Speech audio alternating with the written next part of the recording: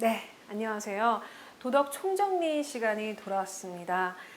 저번 시간에 말씀드렸었던 대로 제가 짧게 자기 스스로에 대한 도덕적인 부분부터 가족, 그다음에 친척, 친족, 또 뭐가 있었죠? 사이버, 그다음에 우리가 지구촌만 빼고 다 했다라고 이거 말씀드렸었어요. 그래서 우리가 다 같이 함께 잘 살아가려면 우리가 어떻게 해야 되는지에 대해서까지 저번 시간에 봤었고, 이번 시간 같은 경우는 조금 더 좀 강제력이 들어가게 되는 준법, 규칙, 공정 이런 부분들에 대해서 좀 볼 겁니다. 왜냐하면 그냥 서로의 양심에만 맡겨놓기에는 사실 사회가 그렇게 또 그렇지가 않습니다. 네, 그래서 어쨌건 간에 우리가 준법과 규칙 준수를 좀 보면서 아무래도 지금 우리가 강제력으로 할 수 있는 여러 가지 법적인 제재라든가 그런 부분들은 뭐가 있을까, 그리고 왜 필요할까 알아보는 것이 굉장히 중요하기 때문에 그런 부분들을 좀 보기 위해서 우리가 보고 넘어가도록 하죠. 그래서 9번입니다. 준법과 규칙 준수 부분을 좀 보시면 질서 있고 안전한 사회생활을 영위하기 위해서 법과 규칙을 또 어떻게 지키는 것이 왜 중요한지 보셔야 되고요. 법과 규칙을 잘 지켰을 때의 좋은 점하고 지키지 않았을 때의 문제점을 좀 찾아보는 그런 챕터가 되도록 하겠습니다. 그래서 우리가 첫 번째 법하고 규칙, 뜻을 좀 보고 넘어가셔야 되겠죠. 어떤 분들은 법하고 규칙은 모르는 사람이 어딨냐 이렇게 생각하시는 분들도 있는데 있어요. 네, 있기 때문에 제가 보고 넘어갈 건데, 첫 번째는 법입니다. 법은 질서를 우선 유지를 하죠. 그렇죠? 질서 유지합니다. 질서 유지하고요. 법에 아주 전형적으로 나오게 되는 단어죠. 정의를 실현하기 위해서 국가 권력에 따라서 강제되는, 그렇죠? 사회 규범을 우리는 법이라고 얘기를 합니다. 그래서 우리가 법이라든가 규칙이라든가 이런 부분에 대한 단어가 나오게 되면 우리 같은 경우는 이제 정의라는 단어와 강제라는 단어로 이 얘기가 법을 얘기하고 있구나. 법을 얘기하고 있구나라는 것을 좀 어느 정도 판단할 수 있는 것이 되고요. 두 번째, 이제 규칙 같은 경우는 여러 사람이 다 같이 지키기로 한 행동 약속을 얘기해요. 규칙 같은 경우는 여러 사람이 같이 지키기로 한 행동 약속입니다. 그래서 법과 규칙 같은 경우가 아무래도 좀 혼용돼서 사용될 수 있기 때문에 여러분들한테 법하고 규칙의 단어에 대해서 좀 설명을 좀 따로 드려봤고요. 그래서 법하고 규칙이 또 우리가 하는 역할을 좀 보셔야겠죠. 도대체 난 법 없이도 산다 뭐 이러시는 분들 있죠? 그죠? 근데 그런 분들이 무슨 의미로 말씀하시는지는 사실 잘 모르겠는데, 어쨌든 맞아요. 그 사람들만 그런 게 아닙니다. 생각보다 아주 많은 사람들은요, 법하고 규칙 없이 삽니다. 그래도 법적인 제재가 가지 않을 만큼의 올바른 행동하고요, 양심 있는 행동한다는 얘기예요. 그렇기 때문에 법하고 규칙 같은 경우는 어쨌든 간에 많은 분들이 그렇게 하기 때문에 그 부분에 대해서는, 그쵸? 네, 꼭 그렇게 말씀하실 필요는 없다. 이런 부분도 제가 말씀드리고요. 그래서 법과 규칙의 한 역할을 좀 볼게요. 사람이나 집단 사이에 생긴 갈등하고 다툼을 해결하는, 그쵸? 사람이나 집단 사이에 여러 가지 갈등이 생길 수밖에 없습니다. 그렇게 됐을 때 생긴 갈등하고 다툼을 좀 해결해 준다라는 얘기가 있습니다. 그래서 어린 친구들 같은 경우는 잘 모르실 수도 있어요. 근데 가끔씩 길에서 보거나 이럴 때 법대로 해, 법대로 이렇게 말씀하시는 분이 있어요. 그게 뭐냐? 꼭 법대로 하자라는 건 아니고, 그것이 그냥 생각할 때 자기가 생각을 해도 어쨌든 갈등과 다툼을 해결할 수 있는 물리적인 방법 중에 가장 그래도 효과적인 방법은 법이 있으면 된다라는 개념이 가장 크기 때문이라고 보면 됩니다. 그래서 어쨌든 법과 규칙, 사람이나 집단 사이에 생긴 갈등하고 다툼을 해결한다라는 부분을 볼 수 있고요. 두 번째, 모든 사람들의 권리를 보장하게 되죠. 그렇죠? 법은 누구에게나 평등하다라고 해요. 물론 사실 깊게 들어가게 되면 누구에게나 평등하지 않을 수도 있습니다. 않을 수도 있지만 중요한 것은 법은 그래도 누구에게나 평등하다라고 보기 때문에, 그렇기 때문에 어쨌든 간에 모든 사람의 권리를 보장한다라고 생각을 하시면 되고요. 그 다음에 세 번째, 무질서한 사회를 바로잡고요. 그다음에 질서 있고 안전한 사회를 만들어낸다라는 부분을 알 수 있는데, 그렇기 때문에 법이 없다라고 하면 무법천지라는 얘기 혹시 들어보셨어요? 너무 어리신 분들은 잘 모르실 수도 있는데 무법천지라고 해서 법이 없으면 이제 막 돌아간다 뭐 이런 얘기를 한다라고 보시면 됩니다. 그래서 무질서한 사회를 좀 바로잡고 질서 있고 안전한 사회를 만들어낸다 이런 부분을 알 수 있고요. 그리고 강제력으로는 되지 않을 수도 있었던 그쵸 법으로 제재를 함으로써 내 의무를 그쵸 다하게 만든다라는 또 법의 강제력을 또 여기서 전형적으로 말하고 있습니다. 그래서 물론 법 없이 살 수 있는 사람 세상에 더 많습니다. 네. 그리고 그 대부분 사람들 태어나서 다 법적으로 뭔가 하지 않잖아요. 그렇죠? 물론 법을 떠나서 살 수는 없어요. 그렇죠. 이름 같은 경우도 무슨 뭐 어떤 거에 의해서 또 되고 뭐 여러 가지 살아가는 여러 가지 뭐 공공적인 법이라든가 다 되지만 중요한 건 법의 제재를 받지 않아도 그 굴레 안에서 내가 법을 잘 몰라도 그냥 잘 살아가는 사람들이 많지만 그래도 알아두는 게 좋다라는 말씀 드리는 거고요. 그래서 법과 규칙의 중요성을 좀 보시면 인간은 누구나 존중받을 권리가 있습니다. 그렇죠? 어쨌든 간에 사람은 태어나면서부터 존중을 받을 권리가 있기 때문에 어쨌든 중요하고 두 번째 모든 사람이 권리를 존중받을 수 있는 약속입니다. 그래서 제가 아까도 잠깐 말씀드렸지만 깊이 들어가게 되면 법은 누구에게나 평등하지 않다라고 말하시는 분들도 있어요. 있죠. 있지만 그래도 그러지 않기 위해서 만든 것이 법입니다. 그러니까 누구에게나 평등하지 않을 수 있어요. 왜냐하면 그것도 법 또한 사람이 만든 거기 때문에 계속 변하고 있고요. 매번 변하지는 않지만 계속 변하고 있고 지금의 현재 맞다라고 생각하는 법도 조금 시간이 흘러서 그것이 문제가 있다라고 했을 때는 또 변화하는 것이 법이기 때문에 그 부분에 대해서는 계속 좋아지고 있죠. 그래서 어쨌든 간에 법은 원래는 모든 사람이 권리를 존중받을 수 있는 약속으로 만들어진 겁니다. 그래서 그 부분을 생각을 해놓으시고 세 번째, 질서 있고 안전한 생활을 유지하고 모두의 행복한 생활을 위한 약속입니다. 그렇죠? 그래서 나는 법 없이도 살 수 있다라고 생각하시는 분들도 있으시겠지만 또 그렇지 않으신 분들도 있기 때문에 이런 좀 강제력이 있고 강제성이 있는 이 법 부분, 규칙 부분 좀 생각을 해놓으시면 좋을 것 같고요. 그래서 학교에서 지켜야 될 규칙을 좀 볼게요. 우리는 학교를 다니고 있지 않지만 다녔었을 때를 또 기억을 해보시고 또 앞으로 학교로 돌아갈 수도 있는 거죠. 그렇죠? 그렇기 때문에 보도록 하죠. 교실에서는 물품을 좀 아껴야 되죠. 같이 쓰는 물건들. 책상이라든가 뭐 의자라든가 뭐 사물함 아니면 공공시설물 아니면은 뭐 과학실이라든가 그런 데서 같이 사용하는 그런 물건들이 있죠. 그런 물건들 아끼셔야 되고 그다음에 정숙하기 이런 거는 뭐냐면 뭐 쉬는 시간이나 이럴 때는 떠들고 놀 수 있죠. 그렇지만 그렇지 않을 때는 좀 정숙하는 것도 좀 아셔야 된다라는 거고 두 번째는 복도에서 좌측 통행. 좌측 통행이라는 게 지금 사실 좌측 통행이라고 써놓긴 했는데 지금 현재 우리 우측 통행이죠. 그래서 이 부분은 그렇게 받아들이시면 될 것 같아요. 지금도 학교 안에서 좌측 통행을 하고 있는지는 잘 모르겠어요. 학교에서는 뭐 매번 바뀌니까. 그렇지만 중요한 것은 뭐냐면은 예를 들어서 누군가가 이렇게 오고 있는데 앞에서 막 이렇게 굳이 올 필요 없다는 거죠. 제 말은 무슨 얘기인지 아시겠죠? 이렇게 다 많은 사람이 이렇게 가는데 굳이 여기로 막 가지 말자는 거죠. 무슨 얘기인지 아시겠죠? 그리고 도서실에서 조용히 독서하고 책도 좀 아껴야 되죠. 내 책 아니잖아요. 그렇죠? 다 누구나 함께 쓰고 있는 그런 책이기 때문에 그런 부분들도 좀 보셔야 되고 그다음에 컴퓨터실에서 컴퓨터 조심히 다뤄야 되죠. 만약에 막 다룰 거면 자기 거 가져 쓰세요. 그렇죠? 그런 부분들 그다음에 운동장에서 휴지 버리지 않기 등 너무 기본적인 부분이죠. 청소 어차피 우리가 해요. 아시잖아요. 공공장소에 특히나 학교 같은 데서 만약에 같이 버렸다라고 하면은 한두 번씩 경험이 있으신 분들도 있으시겠지만 막 벌칙으로 막 치우고 막 이러잖아요. 그렇죠? 그런 부분들을 봤을 때 이런 부분들은 너무 기본적인 부분들이어가지고 말씀을 한번 드려봤습니다. 그래서 자율과 타율을 구별할 수 있는 사람에 대해서 좀 보면 자율적인 사람은 어떤 사람이냐? 자신의 양심에 따라서 규칙을 지키는 사람입니다. 네. 그리고 자긍심과 보람을 느끼는 사람이 바로 자율적인 사람이라고 보시면 되고요. 두 번째, 타율적인 사람. 환경이 바뀌게 되면 법과 규칙을 위반할 수도 있고 항상 불안한 사람입니다.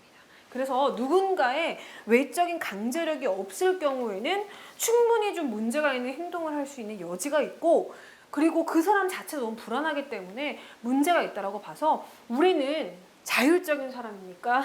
타율적인 사람입니까? 네, 이 자리에 앉아서 제 수업을 듣는 여러분이 자율적으로 선택했기를 바라면서, 그렇죠? 바라면서 10번 공정한 행동을 넘어가 보도록 하죠. 다른 사람과의 갈등을 줄이고 조화롭게 살아가기 위해서 공정하게 행동하는 것이 중요함을 인식하고 공정하게 행동하는 태도를 지닌다. 이 부분, 그쵸? 그래서 다른 사람들하고 갈등을 줄이고 어떻게 하면 좀 더 조화롭게 잘 살아볼 수 있을까라는 것에 대한 내용입니다. 그래서 공정함이 무엇이냐에 대해서부터 살펴보면 그 내용이 쉽겠죠. 첫 번째 공정이라고 해요. 공정. 여러분들은 뭘 공정하다고 하세요? 얘기하실 때 아마 사용하실 겁니다. 야, 공정하게, 공평하게 해. 뭐 이런 단어 쓰셨어? 보셨죠? 공정은 뭐냐면요. 모든 사람과 똑같이 일하거나 똑같이 혜택을 받는 겁니다. 그래서 이 부분에 대해서 뭐 일하거나 이런 부분 신경 안 쓰셔도 똑같이 혜택을 받는 것이 바로 공정이라는 겁니다. 그래서 누구에게나 정말 공평하고 평등하게, 그러니까 공평이랑 평등은 사실 더 깊게 들어가면은 정말 그 평등이라는 의미가 두 개가 있기 때문에 그 부분은 좀 다르지 않을게요. 어쨌든 공정이라는 것은 똑같이 일하거나 똑같이 혜택을 받는 것을 공정이라고 합니다. 있어요. 똑같이 얘 주고 이렇게. 무슨 얘기인지 아시겠죠? 두 번째, 공정한 행동이 왜 필요하냐, 그쵸? 똑같이 주는 게 뭐가 필요하냐, 잘하는 사람은 가져가면 되는데 라고 생각하시는 분들도 있어요. 그것이 틀렸다라는 것이 아니라 공정에 대해서 행동이 필요한 이유도 있겠죠. 그랬을 때 함께 사는 명랑한 사회를 이룩하기 위해서라고 해요. 또 굉장히 시적인 내용이 나왔습니다. 네, 사람은 함께 살아가죠. 함께 살아가요. 혼자 살아갈 수 없습니다.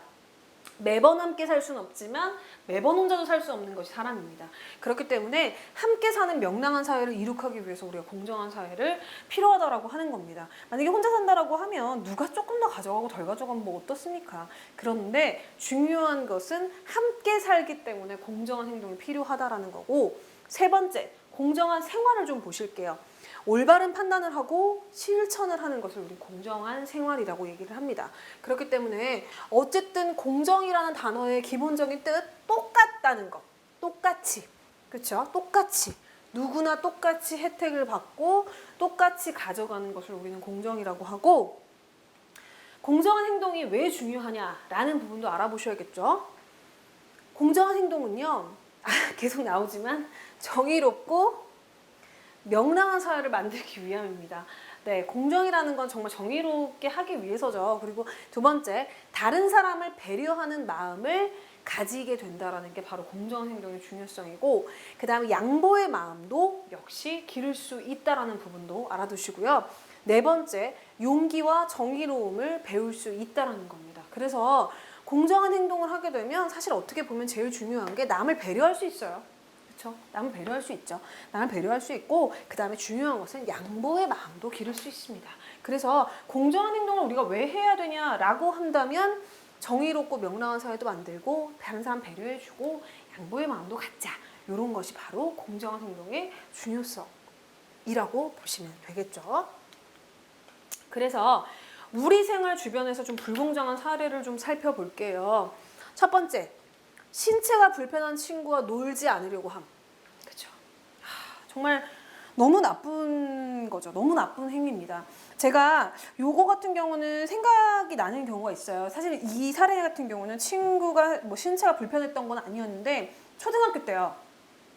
초등학교 때 제가 2분단이었거든요. 2분단이었어요. 2분단이었는데 3분단에 맨 마지막 자리에 남자애가 한 명 앉아 있었는데, 굉장히 평소에 장난도 많이 치고 막 개구장이, 한마디로 말을 하면 그랬었는데, 제가 그때 2학년 때였나 1학년 때였나 막 그렇게 되게 저학년이었는데 친구가 수업 시간에 약간 표정이 이상해. 우연히 봤는데, 그런데 시야를 한 거예요. 시야를. 아니, 그랬는데 세상에 이제 그 친구가 너무 당황했을 거 아니에요. 그래서 저는요, 어떻게 그때 하려고 그랬었냐면, 그때 생각에 책을 친구한테 줬어요. 화장실 가라고. 이렇게 덮어가지고. 너무 당황하게 하길래. 내가 책을 줬나? 신라 주머니를 줬나? 요즘도 신라 주머니 갖고 다니나요? 어쨌든 신라 주머니 줬나? 이렇게 했거든요. 그래서 친구가 되게 당황했는데 그 옆에 있는 짝꿍이 너무 큰 소리로 선생님한테 선생님 얘 오줌 쌌대요 이러는 거야. 진짜 정말 당황했어요. 저 그거 보면서. 그랬는데 그 친구가 정말 너무너무 안절부절하면서 더 당황해서 오줌을 더 쌌어요. 그래서 저는 그때 막 물론 이제 순수한 마음에서 그렇게 뭐 놀릴 수도 있겠나요? 하여튼 근데 그때 그게 가끔 생각이 나요. 가끔 생각이 나고 그 친구는 어린 나이에 사실 얼마큼 상처를 받았을까 막 이런 생각이 또 들고 그 친구가 굉장히 장난기도 많고 그랬던 친구로 기억을 하는데 그 다음부터는 좀 그러지 않았었던 것 같아요. 그래서 장난기가 1, 2학년 정도쯤에 많았었다라는 건 그냥 선천적으로 타고난 것도 있고 주변 환경이 어느 정도 그렇게 받쳐줬기 때문에 그랬다고 생각을 하는데 중요한 건 이제 그다음부터 그런 행동을 안 했다라는 게 지금은 그 친구가 어떻게 살고 있을지 진짜 궁금해요. 그렇게 밝고 명랑하고 장난기 많았던 친구가 지금은 어떨지 가끔은 진짜 좀 궁금하다라는 생각이 들어서 어쨌든 간에 이 부분 기억나고요. 두 번째, 힘센 친구가 약한 친구의 의견을 묵살할 때. 언제까지 힘셀 거예요, 진짜. 언젠간 약해져요. 그쵸?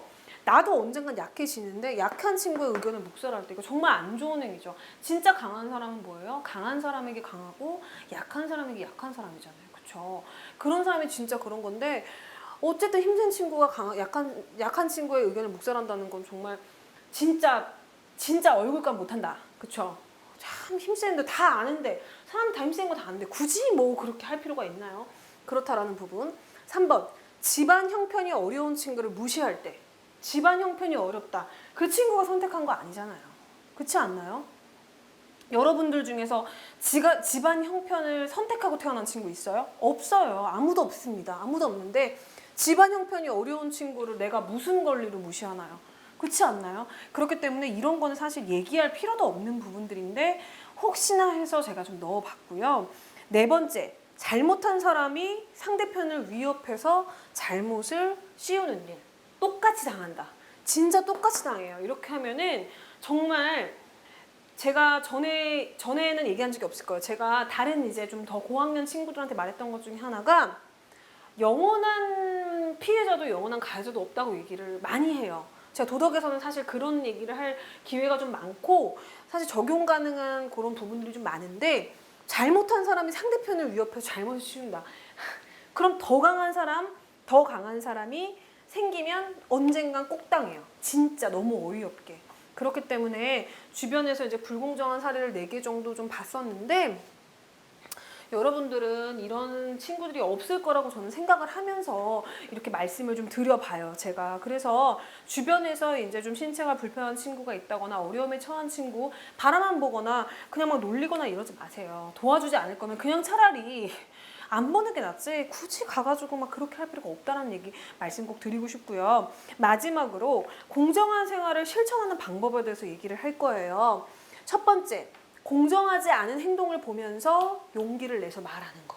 이거 진짜 용기 있는 행동이죠. 그렇죠?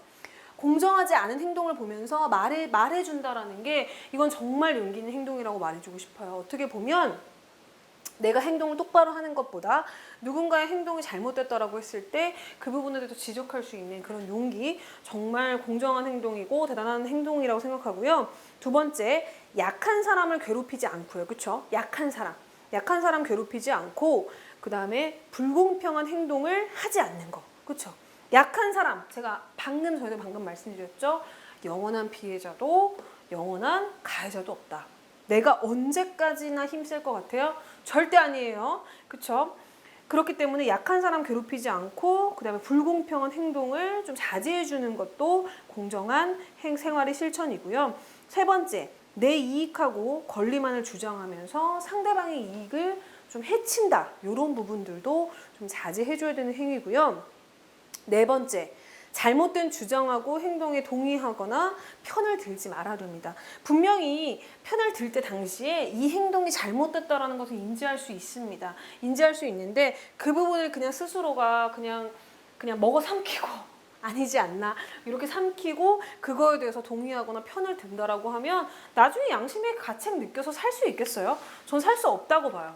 그렇기 때문에 이런 부분들까지 좀 실천을 해준다면 그래도 우리가 좀 더 행복하고 즐거운 사회에 살 수 있지 않을까라는 생각이 또 드네요. 그래서 우리가 아무래도 이 두 번째 파트에서는 이제 가족이라든가 뭐 친족이라든가 사이버상의 예절이라든가 그리고 사람들하고 어울려 사는 부분에서의 예절적인 부분을 좀 봤어요. 그래서 어떻게 보면 좀 당연하다고 생각했던 부분들 어느 정도 이렇게 다시 한번 다져보면서 가는 였었다라는 생각이 좀 들고요. 그래서 마지막으로 공정한 실천이라든가 또 만약에 되지 않을 경우 양심에 맡기거나 스스로 맡겨서 되지 않은 부분에 대해서는 법이라든가 규칙이라든가 제도 등으로도 충분히 가능하다라고 하는 부분도 알려드렸으니까요. 그 부분까지 꼼꼼히 챙겨보시면 이번 수업은 아주 잘했었다라고 제가 감히 말씀드리겠습니다. 그러면 다음 시간에 다른 또 수업 또 더 확장된 개념의 이제 사회적인 부분을 좀 다루게 되면서 이번 시간도 제가 또 다음 시간 보면서 찬찬히 또 이렇게 복습하면서 넘어가도록 하겠습니다. 전 여기까지 하도록 하겠습니다. 네, 고맙습니다.